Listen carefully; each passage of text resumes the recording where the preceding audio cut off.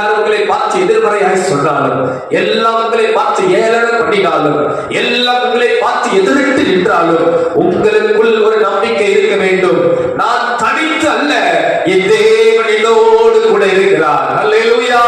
இந்த பூமியில யார் என்னை கைவிட்டாலும், என் பணம் என்னை கைவிட்டாலும், என் பலன் என்னை கைவிட்டாலும், என் தேவன் என்னோடு கூட இருந்து என்னை நடத்த அவர் வல்லவராய் இருக்கிறார்.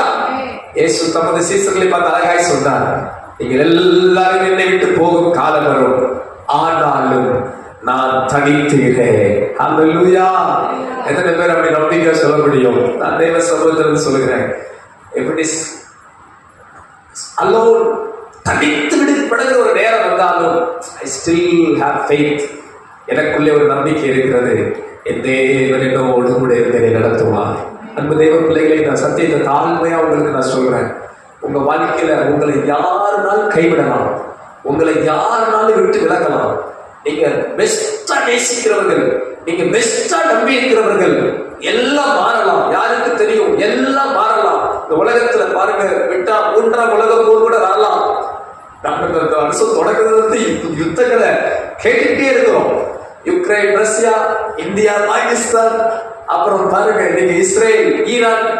யுத்தங்கள் எப்ப என்ன நடக்கும்? we don't know. என்ன நடக்கும் யாருக்கும் தெரியாது. எந்த நிகழ்வு எப்ப எங்க நேரிடும். நம்ம நெருக்கப்படுகிற நேரம் வந்தாலும் கர்த்தருடைய பிள்ளை தன் இருதயத்தை கர்த்தருக்குள் திடப்படுத்திக் கொள்ளுகிற இருதயமா இருக்கும். அல்லேலூயா. எத்தனை பேர் உங்க இருதயத்தை கர்த்தருக்குள்ள திடப்படுத்தி வச்சிருக்கிறீங்க?